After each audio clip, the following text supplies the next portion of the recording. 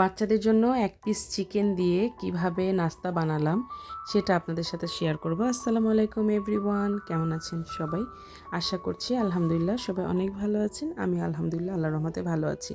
তো আমার ছেলের হঠাৎ করে ক্রেভিং উঠছে যে কোরিয়ান যে রামেন আছে সেটা খাবে।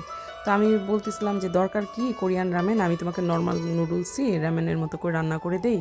তো সে কোনোভাবেই মানতেছিল না। সে বলতেছিল যে না, আমাকে এখন রামেনই খেতে হবে।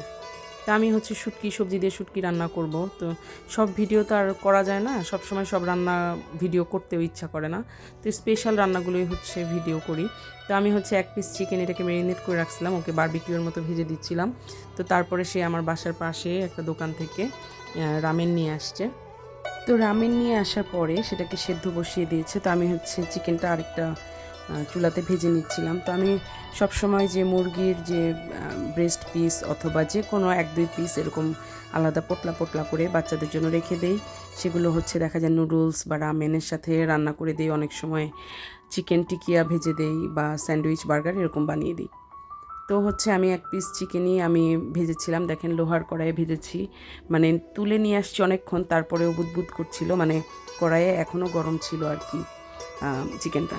তো আমার ছেলে সসটা মিশাচ্ছিল। এটা এত ঝাল, এত পরিমাণে ঝাল, ওরা যে কীভাবে খায় আমি জানি না। আমার ছোটো বাচ্চাটাও খায়, মানে যতটুকু দিয়েছে অর্ধেকটুকু খেয়েছে, বাকিটুকু পরে আমার বড় ছেলে খেয়ে ফেলেছে। তা আমি একটু ট্রাই করছিলাম, আমি আসলে এটা খেতে পারি না। এই ঝালটা আমার খুব মানে কানে যে লাগে, আর এত ঝাল তো আমি খাই না, আমি খুব কম ঝালই খাই। তো যাই হোক, ও নিজে মশলাটা সসটা মিক্সড করে সে রেডি করছিল। তো আমি চিকেনটাকে আবার, যেহেতু চিকেনটা একটু বড় ছিল পিসটা, আমি ভেঙে ছোটোটাকে আবার দিলাম। তো ছোটো ছেলে তার মুড নাই এখন খাওয়ার, সে ড্রয়িং করতেছে, আঁকাআঁকি করতেছে। তো সে রাগ করতেছে, তাকে কেন এখন দেওয়া হবে, সে এখন খাবে না। তো মোবাইল দেখে সে আবার একটু স্টাইলও করতেছে। এখন ফোন দেখলে সে বুঝে যে কিভাবে করা যায়, পোজ দেওয়া যায়। তো যাই হোক, আমার বড় ছেলে বলতেছে এটা সরাও, আমি বসবো আরাম করে। তো আমি সরিয়ে দিয়েছি। ছোটোজন আবার বলে সে চিকেন খাবে না, তো সেটা আবার তার ভাইকে দিয়ে দিচ্ছিলাম।